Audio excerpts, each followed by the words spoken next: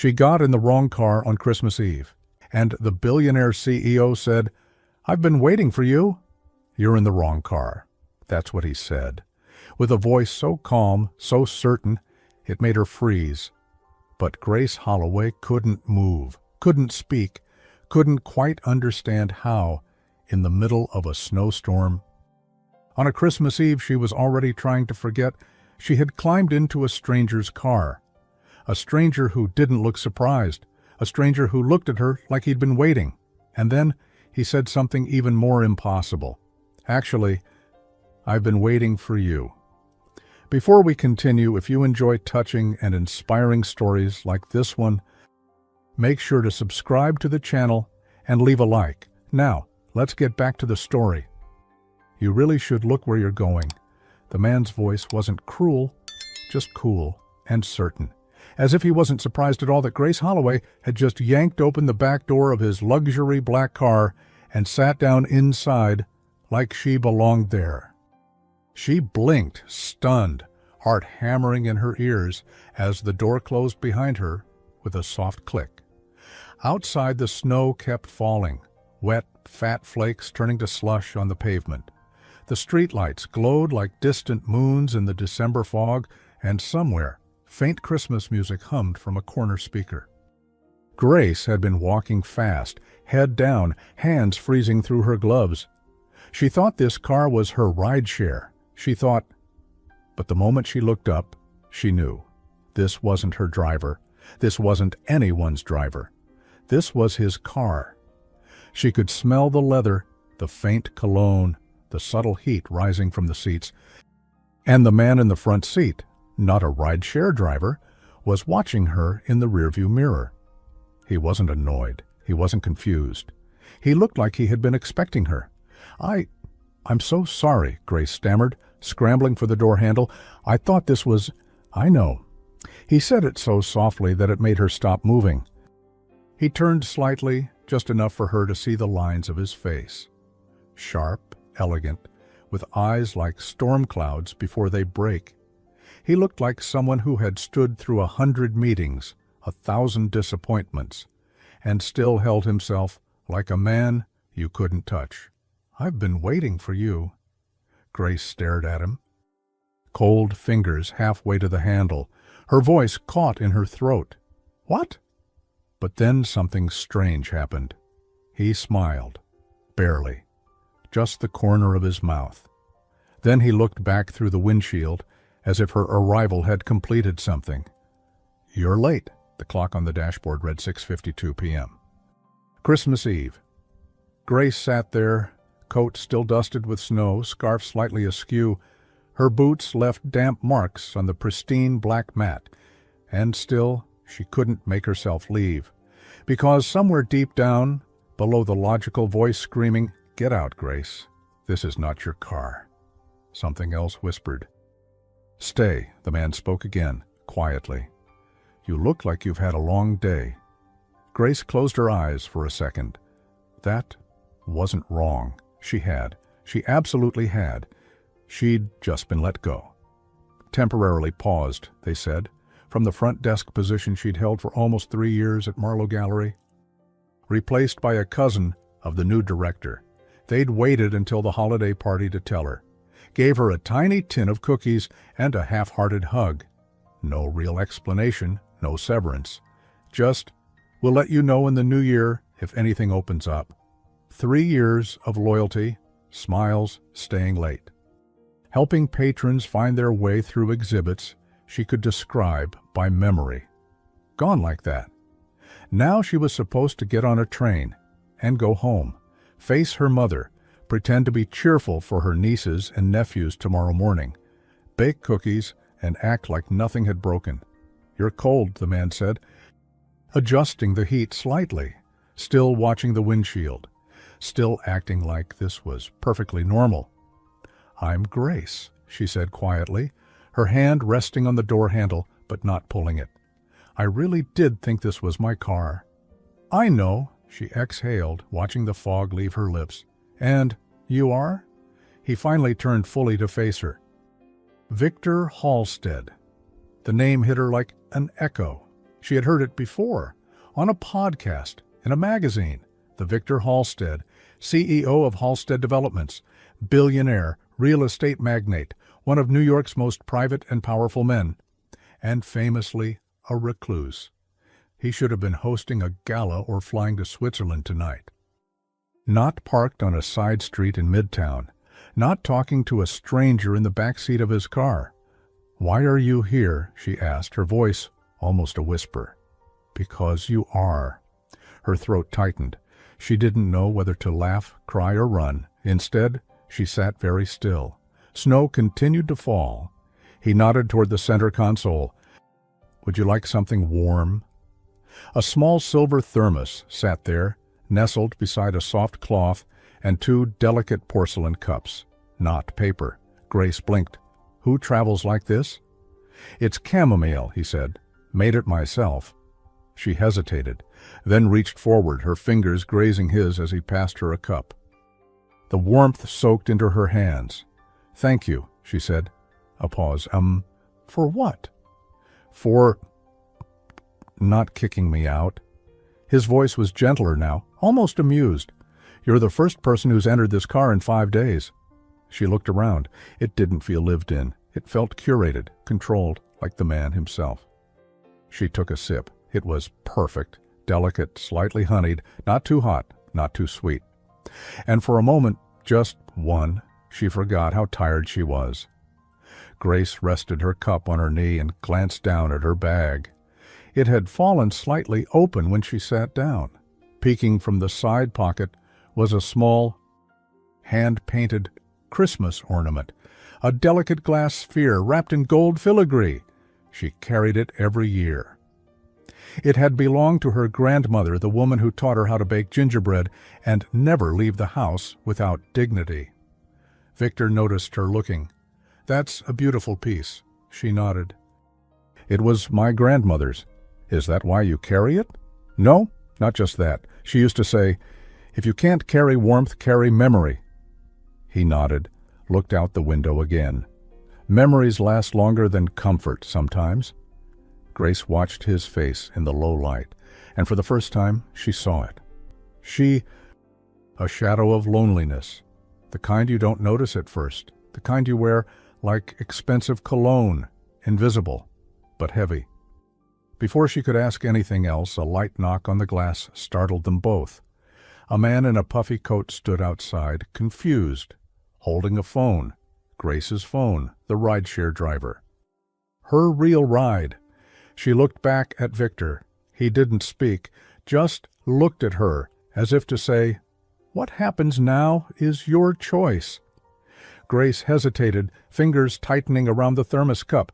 Outside, the rideshare driver glanced at his phone again, then tapped on the window with 2 more quick, polite knocks. His breath made white puffs against the glass. The night around him buzzed with cold and motion. Cars inching forward, horns in the distance, holiday lights blinking from apartment windows above. Grace's name glowed on his screen. He was real. But in here, something else felt real too. She looked at Victor. Still, he said nothing. He didn't plead, didn't persuade. He just waited, as if he had no doubt she would make the right decision. The cup in her hand was still warm. Her seat, dry, safe. And for the first time that day, she wasn't being asked to move or smile politely or pretend like her world wasn't slipping out from under her. She glanced back once more, then slowly rolled the window down. "I'm sorry," she called gently to the driver. "I won't be needing the ride anymore, thank you." He blinked. Okay, are you sure?" "Yes." She offered a soft smile, closed the window. And just like that, she stayed. Victor didn't speak. But she saw the smallest shift in his expression. Not smugness, not victory, more like relief. He poured himself the remaining tea, then reached for a small compartment under the console. "Would you like something sweet?"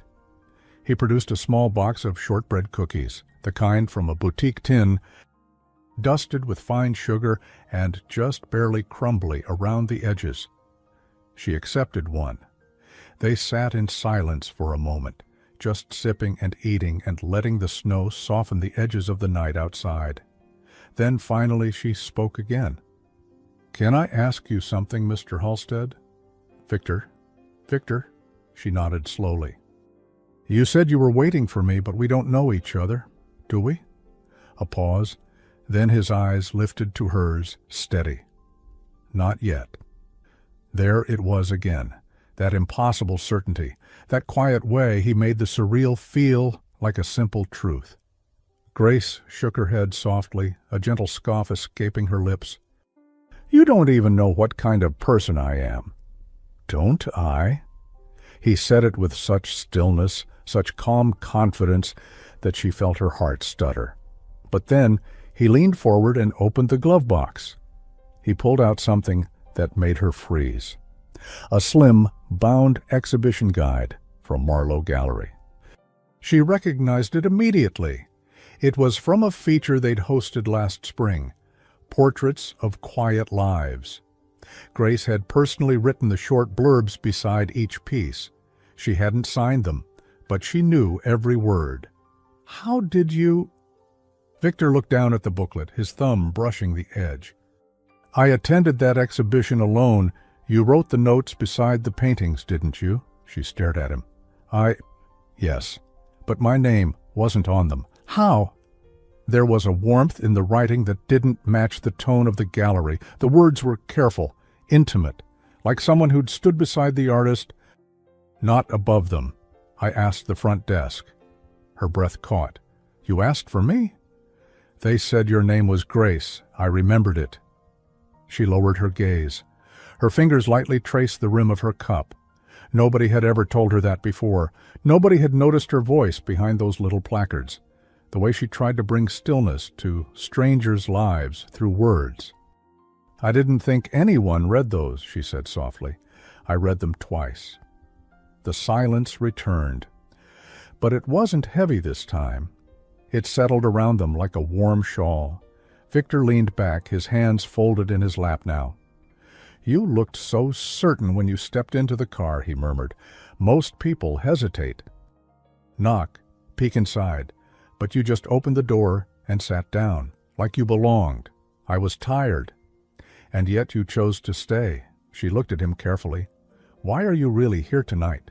Don't you have a dozen events you're expected to attend? 1,000 people waiting for you to make a speech or sign a deal or host some—" "I walked out of a board dinner tonight."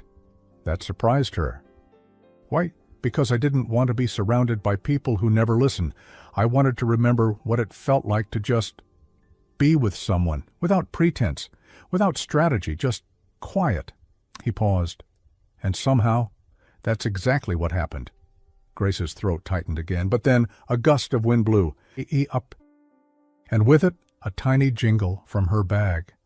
She looked down and saw her grandmother's ornament had rolled closer to the seat's edge.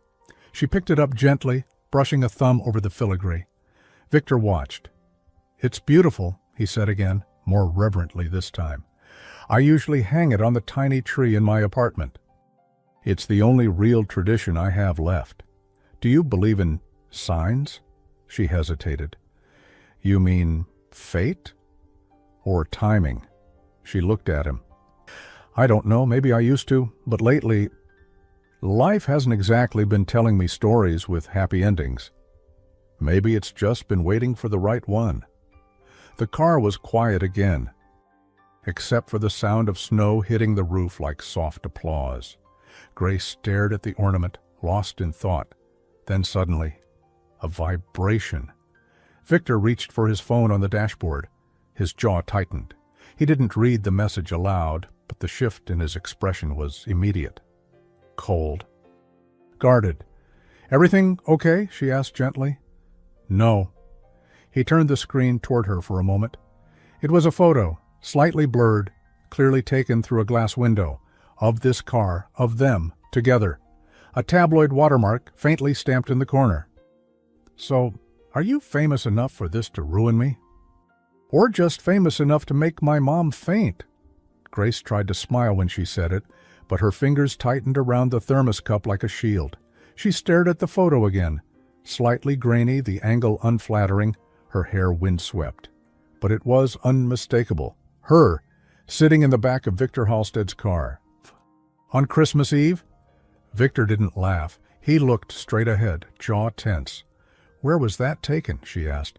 The restaurant across the street has tinted glass, but not tinted enough. Grace swallowed. Her cheeks burned hot, even in the cold. And just to clarify, are you married? No. Engaged? No. Dating someone who likes to throw drinks in public? He finally looked at her. No, Grace, there's no one. She believed him. Oddly, she did, but that didn't fix the knot in her stomach. Then why is someone watching you like this? Victor was silent for a long moment. Then, quietly, because when you stop playing the game plays you. She raised her eyebrows. Do you always speak in riddles? Or is that just a billionaire thing? And finally, a small breath of relief. He smiled, really smiled. It broke through the tension like morning sun. Only when I'm stalling, he said. For what? Trying to figure out how to protect someone I barely know. They sat in silence again, the photo still glowing faintly on his phone between them. Then Grace leaned forward and touched the screen. Delete it. I already did, but it's not gone. It was sent to me anonymously. That means someone else has it. Maybe more than one person. Why would someone do that? Victor's expression darkened slightly. Because this, he gestured around the car, ours a story, and people don't like stories that don't follow their rules. She nodded slowly, beginning to understand. She remembered the polished people who walked through Marlowe Gallery on weekday mornings, the way their conversations changed when they learned she was just front desk. The invisible line between serving and belonging. You think they'll print it? If they think they can make me squirm, yes. And will you? His steel blue eyes met hers. Not over this, but he hesitated. You might. Grace leaned back against the seat. She wasn't naive. A photo like that could do damage, especially in the world she came from, where reputations spread faster than facts. Her mother's friends would see it, her old co-workers, her ex, and everyone would ask the same question. What was she doing in a billionaire's car on Christmas Eve? And the answer, I sat in the wrong car, would sound like a lie no matter how she said it. She looked out the window. The snow had slowed, but the world outside was still blurred, like a watercolor left in the rain. Can I ask a favor? She said quietly. Of course. Can we just drive somewhere? I don't want to go home yet. Not while my inbox is probably already exploding with group chats saying, Is this you? He nodded. Without a word, he shifted the car into gear and pulled away from the curb. They drove through the quieter streets of Midtown, past shuttered storefronts and glittering windows, past couples holding hands under umbrellas, and small children pointing at animated displays. After a few minutes, Victor turned onto a narrow side street and parked in front of a cafe that somehow still had a soft glow inside. It wasn't fancy. In fact, it looked charmingly old-fashioned. A hand-painted sign in the window read, Sophie's Tea Cakes, open till the last soul needs something warm. Grace smiled despite herself. That feels suspiciously well-timed. Victor tilted his head. They know me, or rather, they know my housekeeper. She's the real powerhouse. Calls ahead for me on nights like this. Nights like what? Nights I don't want to be alone. Something shifted in her chest. Inside the cafe, warmth and cinnamon greeted them like old friends. The space was narrow but welcoming, with mismatched chairs and doilies that looked like they'd been crocheted by someone's grandmother. The air smelled like nutmeg and sugar. A woman behind the counter, silver-haired, wide-eyed, gave Victor a knowing nod. You're not alone tonight, then. He gestured toward Grace. Not tonight. They sat at a corner table. Grace slipped her scarf off and placed her grandmother's ornament gently on the table, near the little candle. Its golden filigree caught the flicker of the flame. Victor's eyes rested on it a moment. You always carry it? Every year on Christmas Eve. Some years it's the only thing that keeps me from feeling completely lost. The waitress brought over 2 plates, each holding a warm scone, topped with cranberry glaze. Grace raised her brows. "You ordered without asking me?" Victor looked amused. "I had a feeling you needed cranberry. You look like someone who hides tiredness behind politeness." "That's wildly presumptuous." "And was I wrong?" She laughed. "Unfortunately, no." They ate in quiet companionship. The scones were perfect, crumbly, warm, just tart enough to wake up the senses. Grace felt the tension in her shoulders slowly unwind. For the first time all day, her hands didn't feel cold. Victor broke the silence. "You never asked me why I said I'd been waiting for you." "Because I wasn't sure I wanted to know."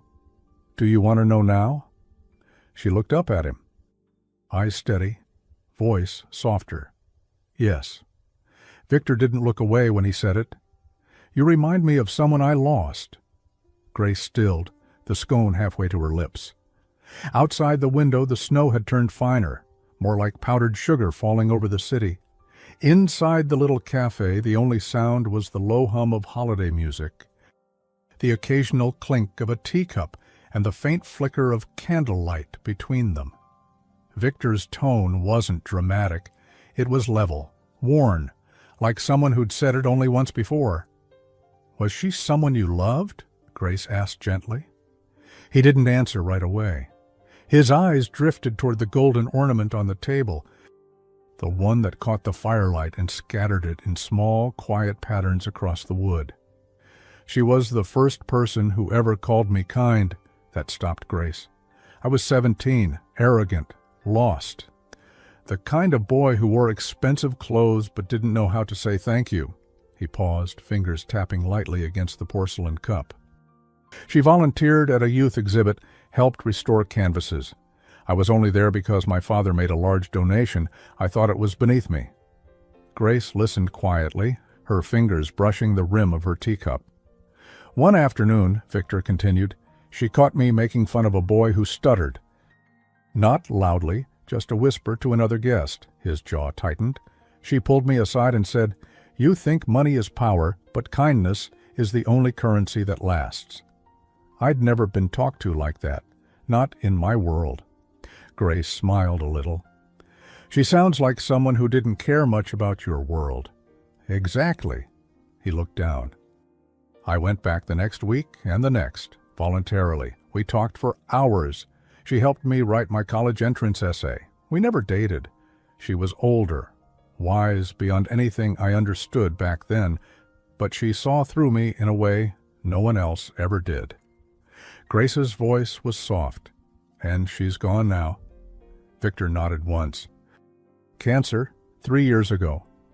A long pause, then, "She was your age when we met." 28? Same quiet grace, same voice that feels like it was made for people who've been through too much. Grace didn't know what to say. Her throat was tight.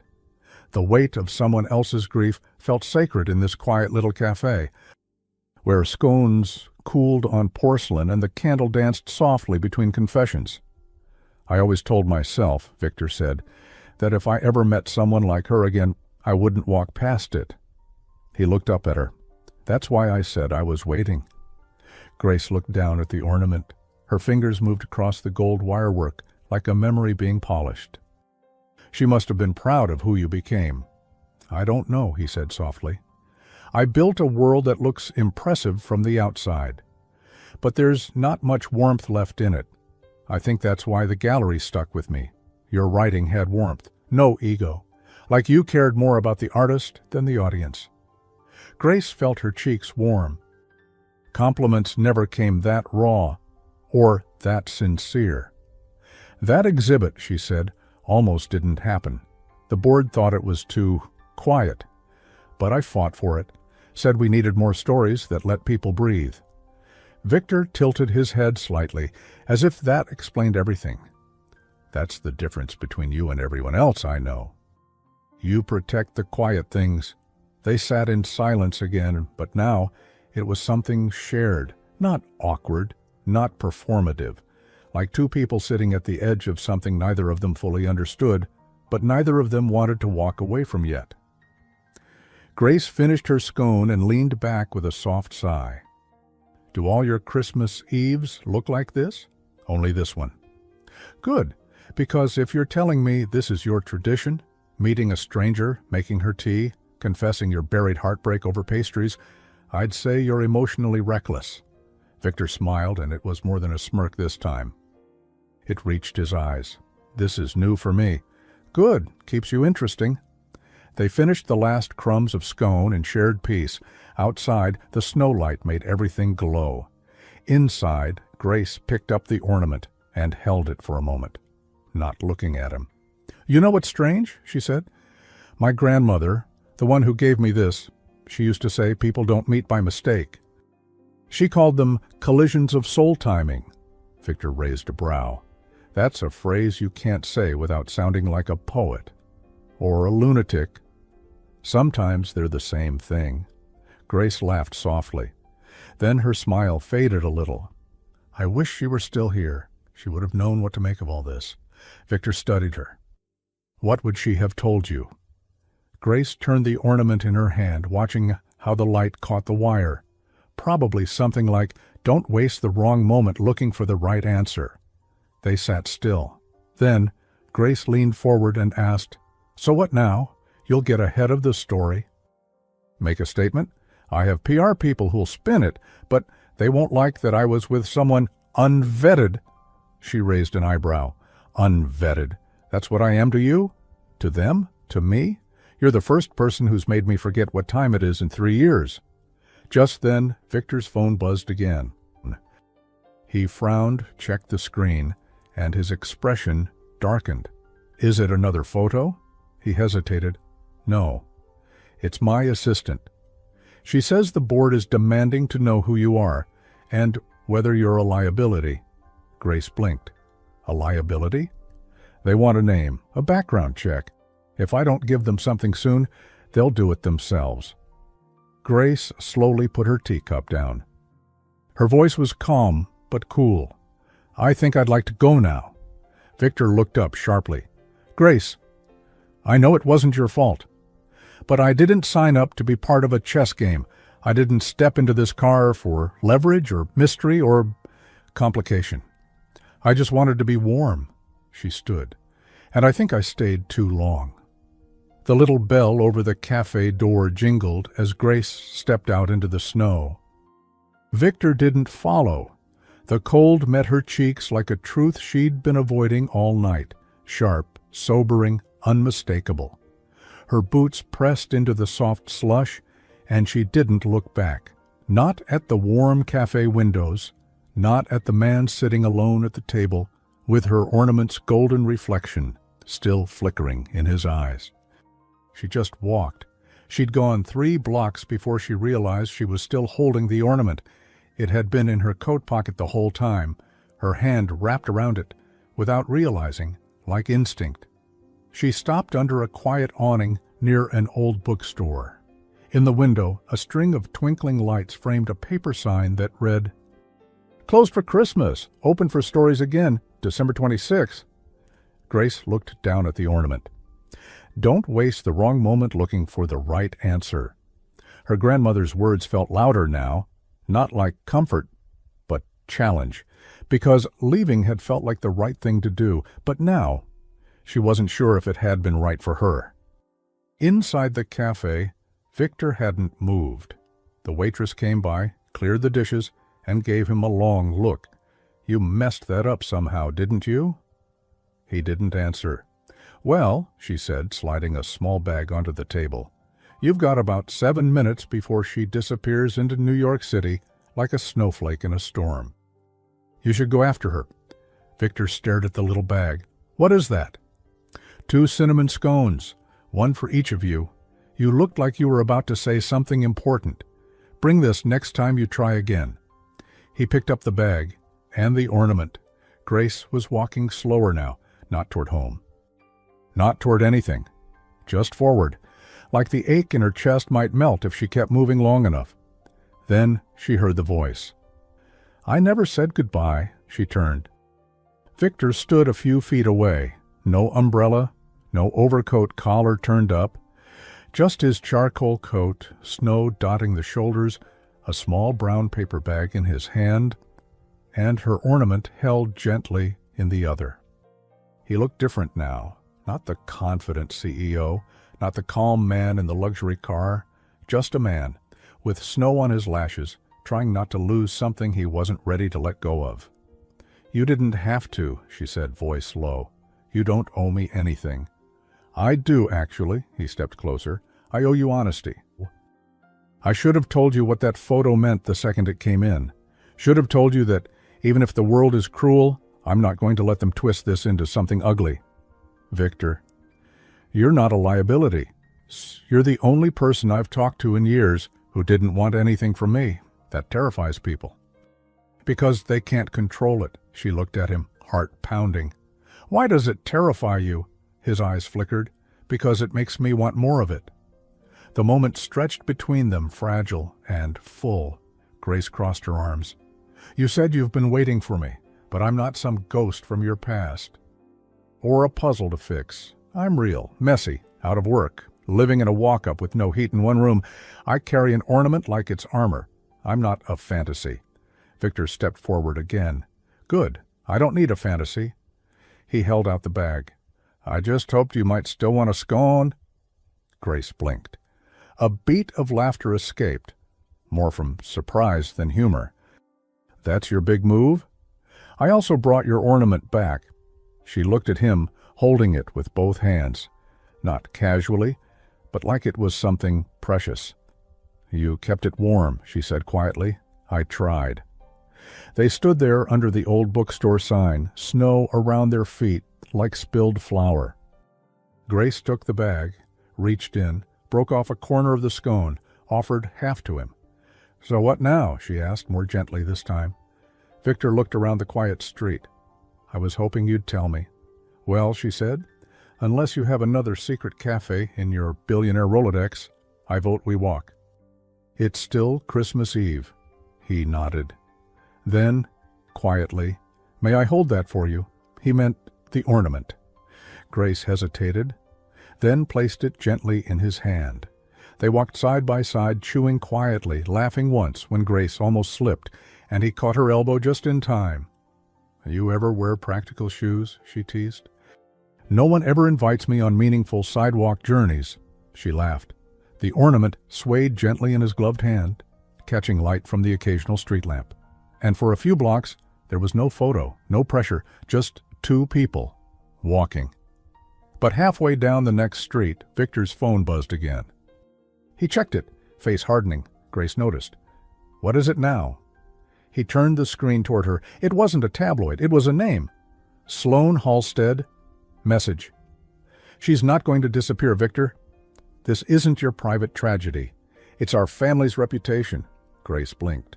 "Who's Sloane?" Victor hesitated. "My sister." Grace's voice dropped. "She sent the photo." Victor didn't answer, which was answer enough. Sloane hadn't sent it to the press directly. She'd simply forwarded it and trusted the machine to do the rest. Victor didn't speak for several seconds. He just stood there in the snow, phone still lit in his hand, jaw tight. Grace read the message again, but slower this time. "She's not going to disappear, Victor. This isn't your private tragedy. It's our family's reputation." Grace exhaled. "Wow. Charming." Victor locked the screen.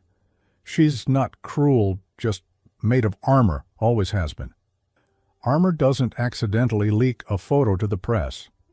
She thinks she's protecting me, or the company, or the name, but not me," Grace said, and then she added with calm finality, "Definitely not me." Victor's hand closed around the ornament, gently like it might break. "She wants to meet you," he said. Grace blinked. "Meet me? Now?" "Tomorrow. On Christmas Day." He nodded once. Grace narrowed her eyes. "That's not an invitation. That's a summons." Victor gave a humorless smile. "It's her version of extending an olive branch, a very expensive cold-pressed olive branch flown in from Italy." Grace looked at him, something simmering behind her quiet eyes. And what happens if I say no? Then she'll think she won.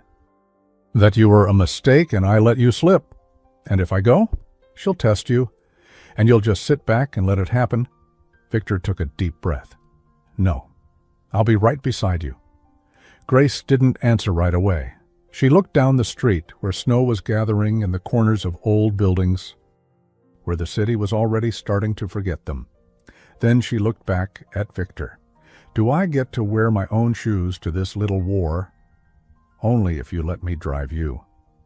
The next day dawned muted and silver. Christmas morning in the city was quieter than usual, wrapped in a hush only snow can bring. Victor's car waited outside her apartment at 9 a.m.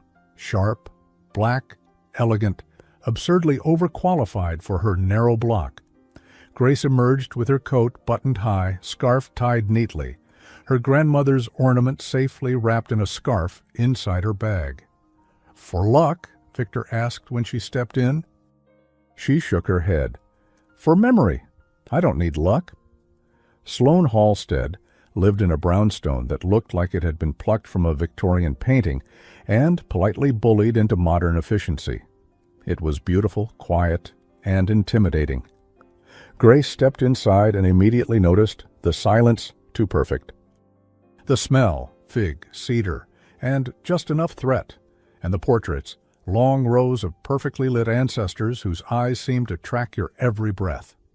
Sloane Halstead appeared exactly as expected, tall, impeccable, dark blonde hair in a smooth chignon, pearl earrings the size of judgment. Her smile was thin, practiced, and perfectly polite, like someone who had mastered the art of cutting people with a compliment. Grace Holloway, she said, so lovely of you to accept our sudden invitation. Grace smiled back, not blinking. It was either this or breakfast alone. I figured, why not meet the woman who thinks I'm a liability? Victor choked slightly. Sloane's smile didn't falter. So you're direct. I'll give you that. It saves time. They stared at each other for a second longer than polite society recommends. Victor cleared his throat. Shall we sit? Breakfast was served in a sunroom so pristine it looked like it had been staged by a team of ghost decorators. The table was set with sterling silver, white linens, and a spread that was both gorgeous and deeply uninviting. Grace took one bite of a scone that tasted like regret. You work in the arts? Sloane asked. Her tone said, you work in service. I did, Grace answered, at Marlowe Gallery, front of house. Then curation assistant, temporarily laid off last week. Ah, Sloane sipped tea. So you're in transition. Aren't we all? Grace said without smiling. Sloane studied her. Tell me, Grace, do you always carry Christmas ornaments in your purse, or is that a holiday-specific habit? Victor's eyebrow shot up. Grace didn't blink. Only the ones that matter. She reached into her bag and placed the ornament carefully on the linen.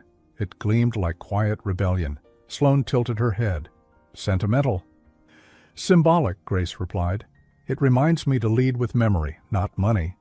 Sloane said nothing. Victor, however, placed his hand gently over Grace's beneath the table. After breakfast, they were shown to the sitting room, another battleground.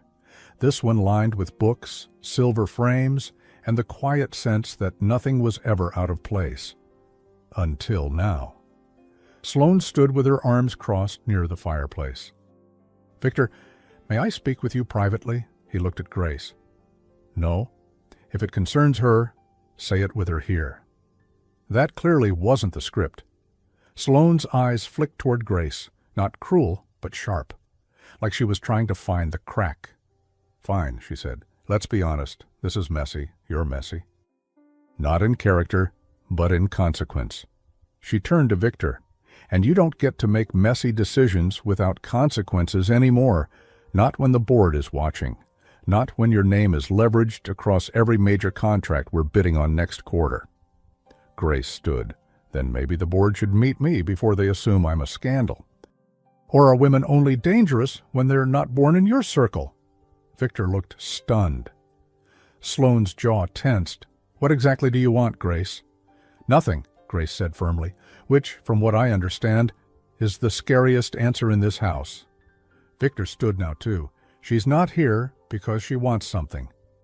"She's here because I do. I asked her to come, because I needed my family to see who I become when I'm with her." Sloane crossed her arms. "And who is that? Someone who doesn't have to win every moment." There was a long pause. The fire crackled behind them.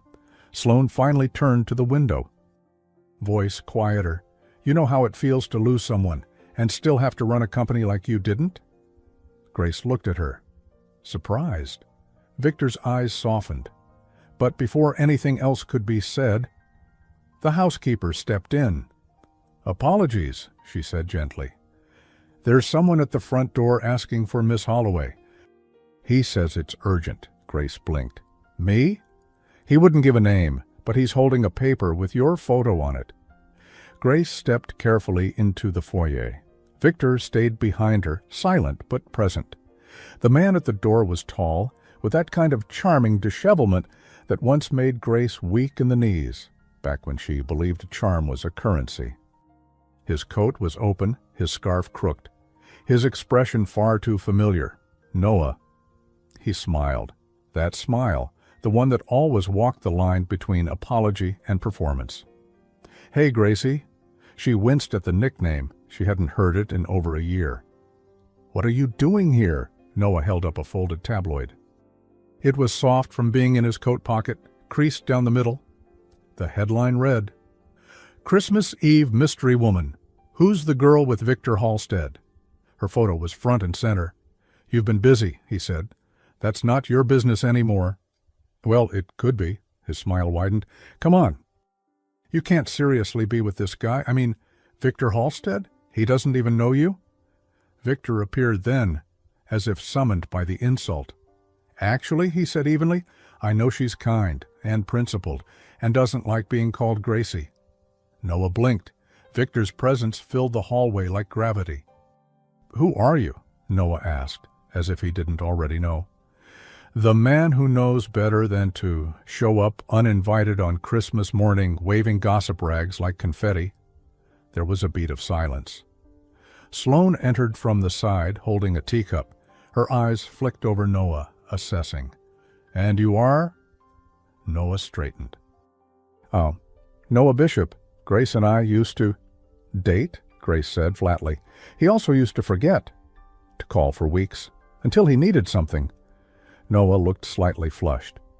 "I came here because I saw the photo and thought, maybe you got in over your head." "No," Victor said quietly. "That's what you're hoping." Grace exhaled. Her hands were shaking, just slightly, but enough. Then, without a word, she reached into her coat pocket, took out the ornament, and placed it on the foyer table, gently, like a line drawn in the sand. It caught the light again. The gold filigree gleamed. "This is who I carry," she said quietly. "Not the past." Then she turned to Victor. "I'm ready to go." They walked out into the cold together, leaving Noah standing in the Halstead foyer, looking like someone who'd just realized the door was never going to open again.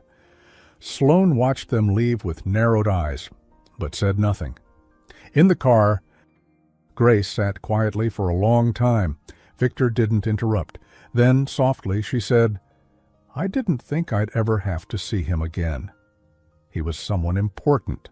He was someone I wanted to be important to, until I realized I was just filling a silence for him." She looked out the window.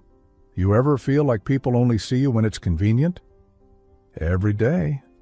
He reached into the paper bag from the cafe, now folded and soft in the console.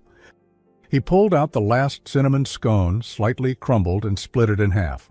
Offered one to her. "We never got to eat this," he said. She smiled despite herself. "You brought it all the way through a Halstead breakfast battle and a surprise ex-boyfriend ambush?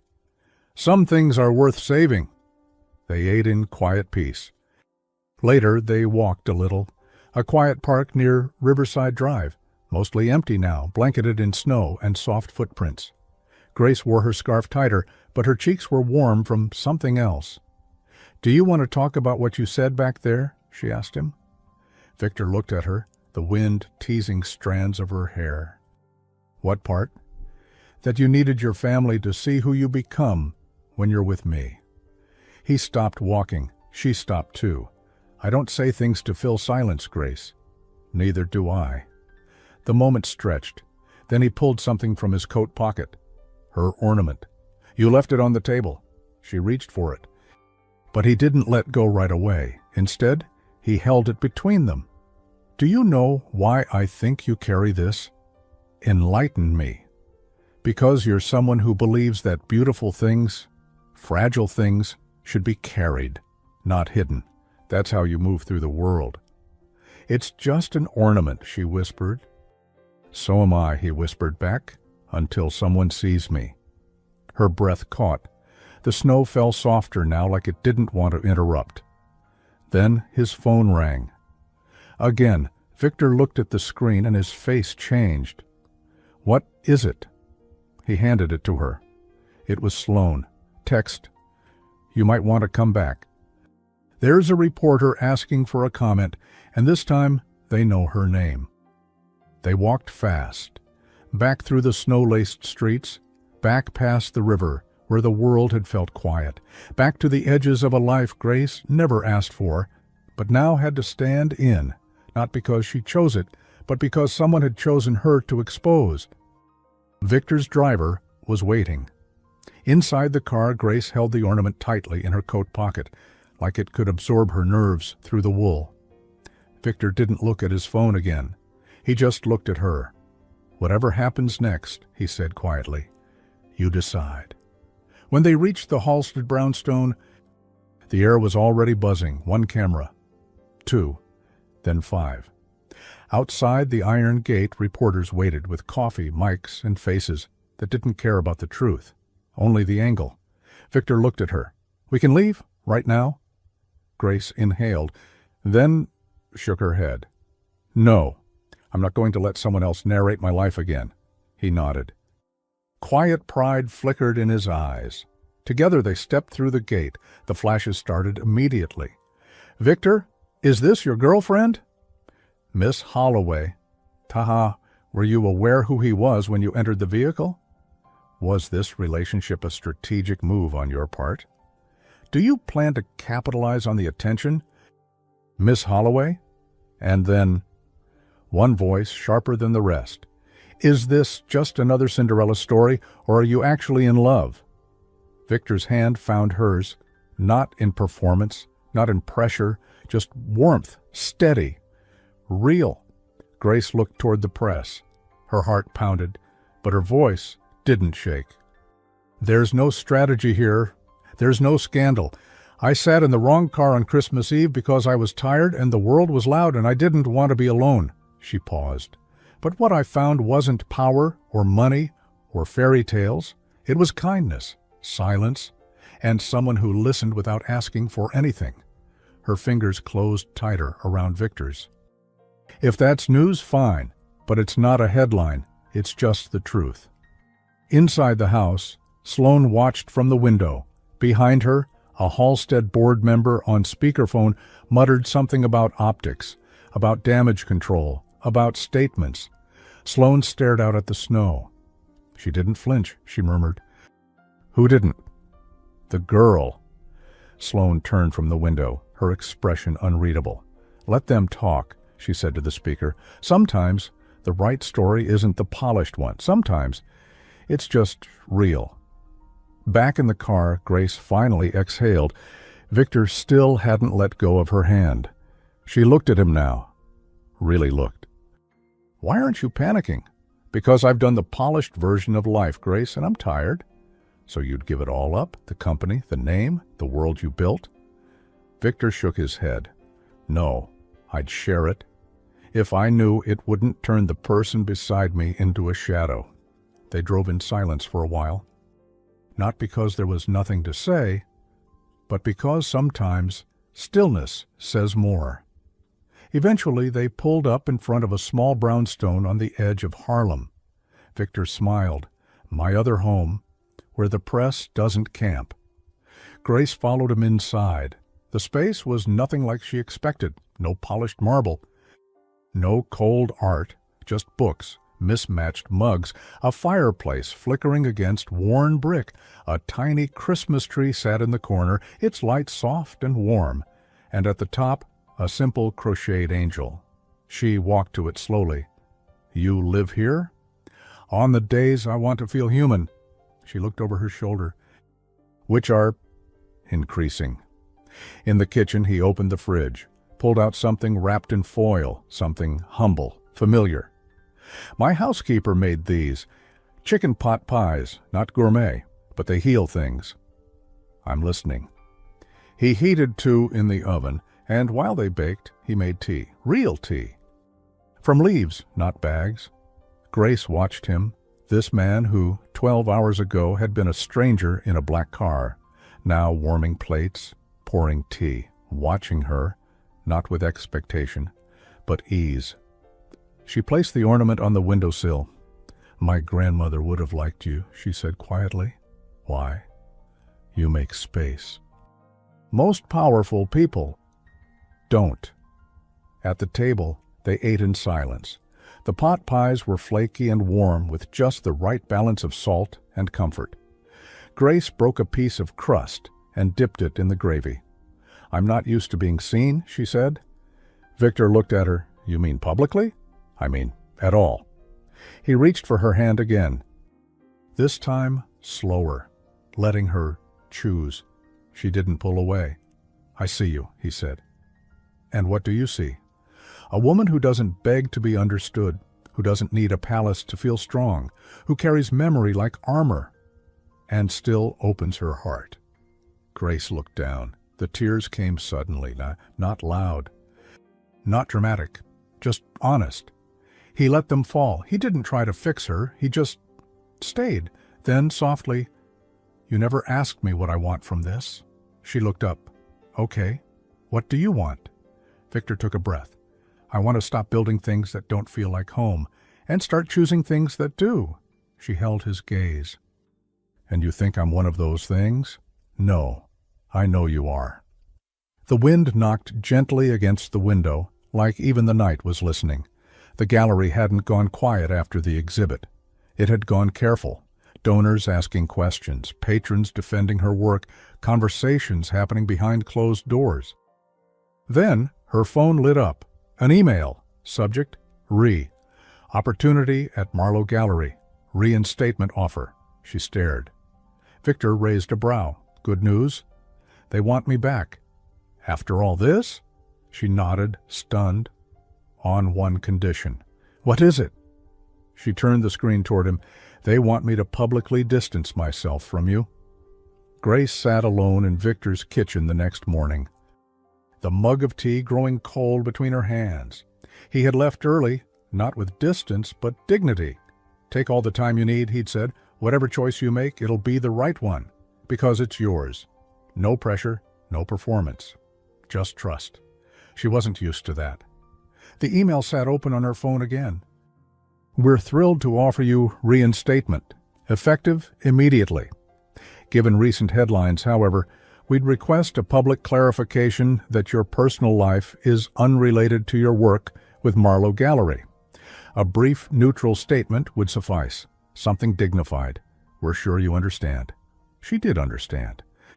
All too well. What they wanted wasn't clarity. It was distance. They wanted her to nod quietly, return without noise, and slip back into the shadows. As if that night, that car, hadn't happened. As if Victor Halstead hadn't sat beside her and told her she made him feel human again. Grace took the subway alone to the Marlowe Gallery. She didn't announce herself. Just walked through the tall glass doors like any visitor. No one stopped her. She wandered the familiar halls, the canvases, the quiet sculpture rooms, the smell of linen paper and pale lighting and climate-controlled silence. It was all the same, and yet something had shifted. She stood before the painting she loved most, a soft oil portrait of an older woman sitting at a window, holding a teacup, half her face lit by dusk. The card beside it still bore her words. She'd written them in spring. Stillness doesn't mean absence. It means choice. It means the courage to be exactly where you are, even when the world doesn't clap for you. She reached into her bag, took out her ornament, held it gently. And in the reflection of the glass, she saw herself, and she didn't look lost. An hour later, she met with the gallery director, a quiet office, a clean desk, an awkward smile. "We're glad you came in," he said. The board was concerned, but this, well, it's an elegant solution. He pushed a paper across the desk. It was the statement, a few lines, neutral, safe, soulless. "If you sign this, we'll have you back on payroll by Monday. We'd love to see you return in a more public-facing role again." Grace looked at the paper, then at him. "Do you know what I carried in my bag when I worked here?" she asked. He blinked. "I don't?" She reached into her coat, placed the ornament on the desk. "This. Is that my grandmother's? It reminded me every day to bring warmth into cold spaces. I didn't always succeed, but I tried." She stood. "That's what I brought here. Not scandal, not shame, just myself." He opened his mouth. But Grace was already walking out. Outside, the sky had softened, winter light curling through the clouds like forgiveness. She pulled out her phone, opened her contacts. "Victor." She hesitated, then tapped message. Typed slowly. "Still building things that feel like home?" A pause, then 3 dots appeared. Typing, stopped. Typing again. And then not a reply.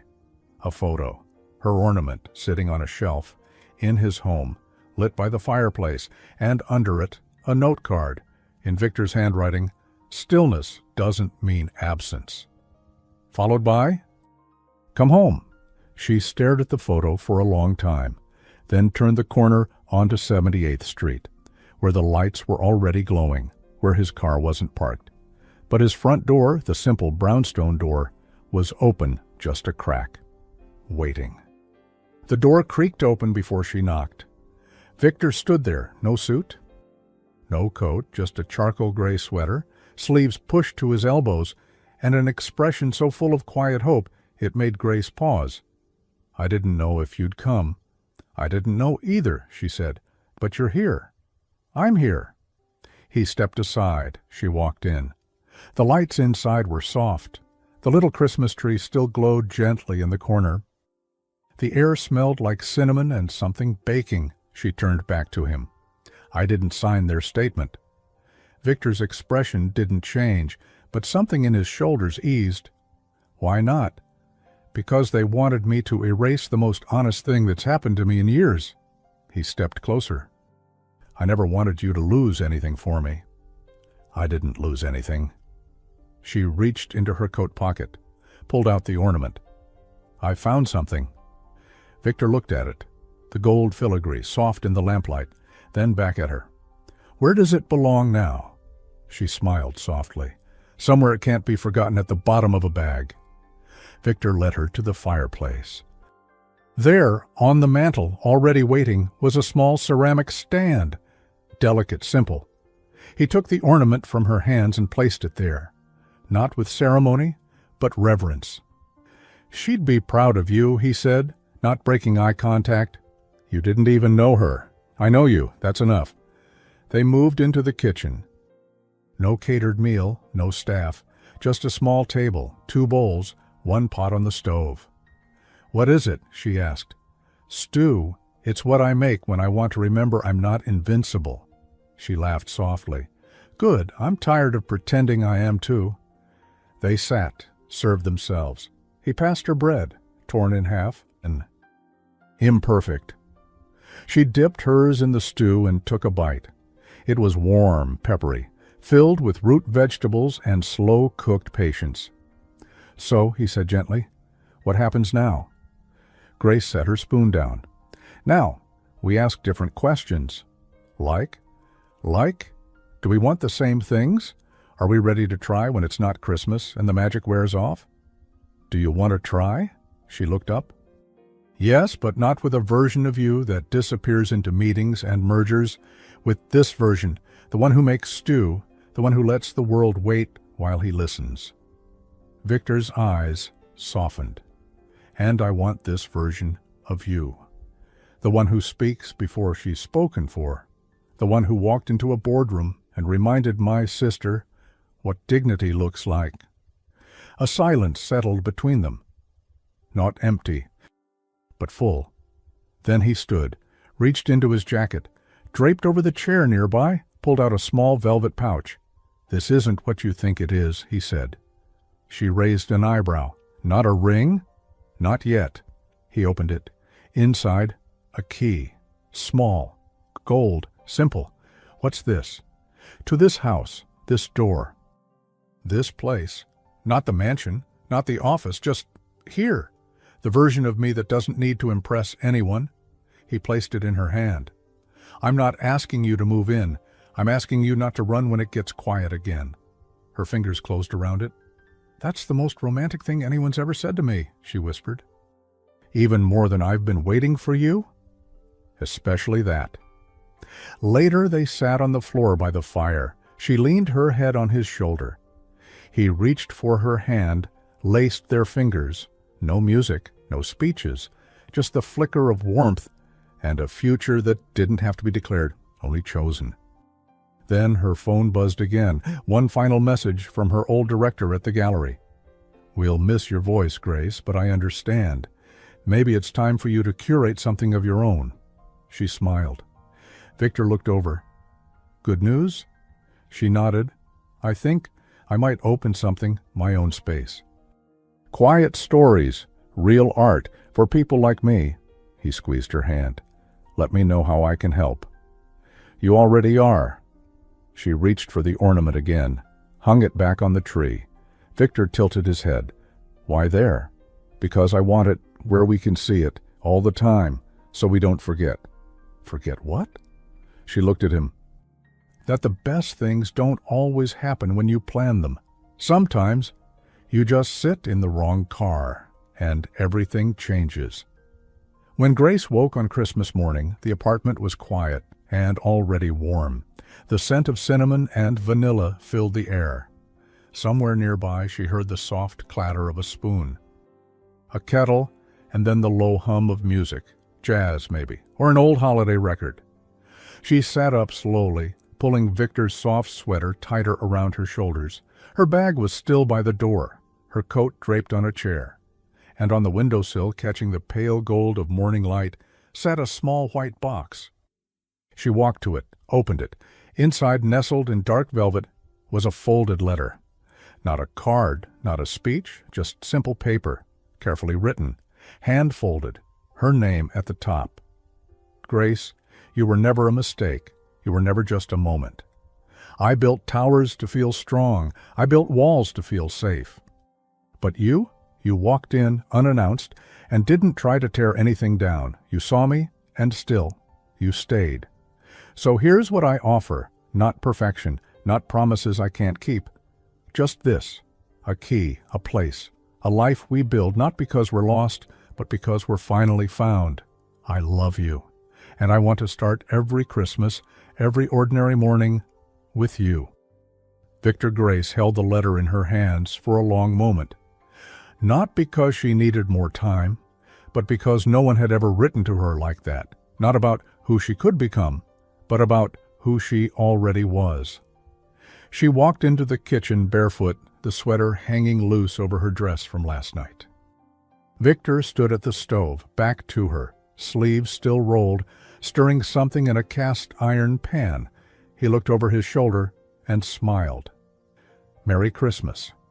"You write nice letters," she said softly. "You deserved one." She stepped forward, slid her arms around his waist. "I think I'm going to stay a while." He turned, kissed her forehead.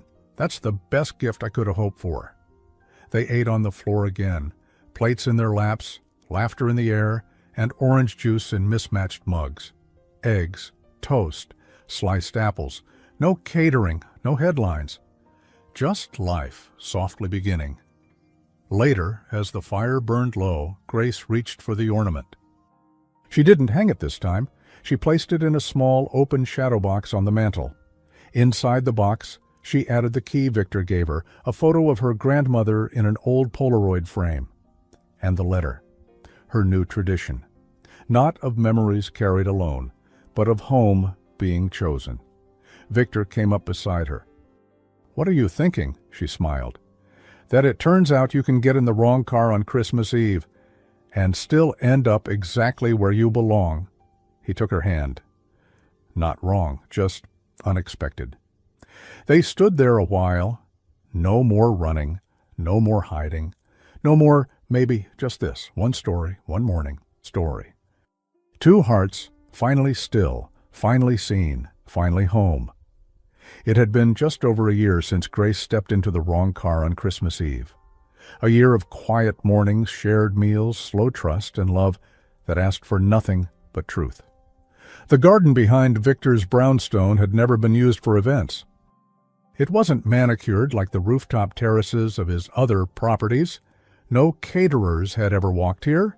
No speeches had ever echoed through its ivy-lined walls. Until now. It was mid-spring. The trees were blooming softly. The air smelled like earth and lilac, and string lights hung overhead imperfectly, beautifully, the way Grace had asked. Only 17 people were present. No photographers, no press, just the people who mattered. Friends, chosen family, and one empty chair. Grace had placed her grandmother's ornament on it that morning, resting in a small nest of white ribbon and rosemary sprigs. It sparkled in the late sunlight like a quiet witness. Victor stood beneath the small wooden arch they'd built together the week before. There were no tuxedos, just a slate gray shirt open at the collar, bare hands, steady breath. He wasn't the Victor from the magazines. He was the man who'd learned how to make tea for someone else, who'd sat on the floor and passed her bread in silence, who had waited for the right love, even if he didn't know that's what he was waiting for. Grace stepped forward, guided by no one. Her dress was soft, flowing, not white, but a pale pearl color that caught the golden light like memory. Her hair fell loosely around her shoulders. No veil, no tiara. Only a silver pin holding back one side, her grandmother's. She reached the arch. He smiled. She exhaled. They didn't need music or vows printed on fancy paper. They had their own words. Victor spoke first. "The day you sat in my car, I thought it was a mistake." He paused. "But now I think life gets quiet when something right is about to begin. You didn't rescue me. You just reminded me how to be again. And I promise, in whatever quiet comes next, I'll stay." Grace smiled through a breath that almost broke. "I've spent so much of my life trying not to take up space," she said softly, "trying to earn the right to stay in people's lives. But with you, I never had to ask." She took his hand. "So here I am, not asking, just choosing." They exchanged rings. Simple, elegant, meaningful. No applause. Just the wind moving gently through the trees, the scent of rosemary in the air. And when Victor kissed her, it wasn't a moment for show. It was a seal, soft, certain, forever. Later they sat at one long table, lit by candles and laughter. There were scones from the cafe, small bites Grace had made herself, and mugs of warm tea poured without asking.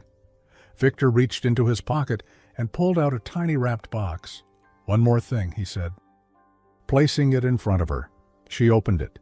Inside was a miniature version of the ornament, hand-blown glass, wrapped in gold wire, and engraved at the base with the words, "Stillness doesn't mean absence." She covered her mouth with her hand. Tears welled, not from sadness, but from recognition. "This one's for us," he said, "for the tree we'll decorate every year, for the home we're building." She nodded, eyes full. "Then let's never let it collect dust."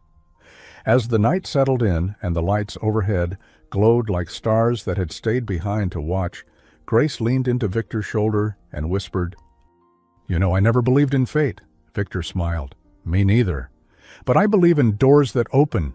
He kissed the top of her head, and the courage to walk through them. The end. Now it's your turn. Would you have walked through that door? If this story moved you, if it reminded you that it's never too late for love, for home, or for new beginnings. Leave a comment, rate this story from 0 to 10. And don't forget to subscribe for more modern fairy tales just like this one. Until next time, may you find a love that waits for you, even when you don't know you're on your way. See you in the next story.